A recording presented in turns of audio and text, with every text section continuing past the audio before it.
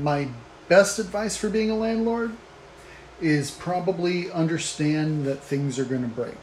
Even if your renters are the most careful people in the world and the most conscientious, stuff's going to break.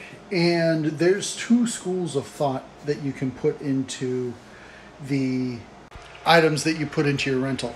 You can put in literally the cheapest thing you can find, which, if I'm being very honest, that's probably what most landlords do.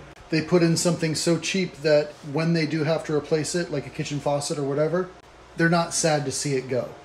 In 15 years, I've only met one landlord that literally said to me, Dave, I want to put in something really high quality because I don't want it to break. And he just could not wrap his head around the fact that other landlords didn't do the same. So that's probably my top tip.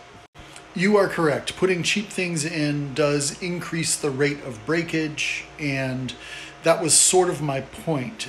That and the fact that as a landlord, you should not be angry when things break, especially when you choose to put the cheapest thing possible in.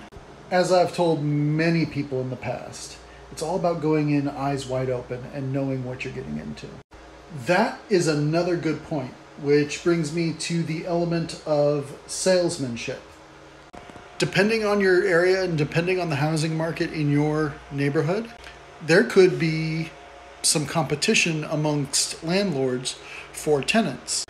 And by putting nicer things in, you will be attracting more clientele, more tenants or potential tenants when it comes time to rent the place out again.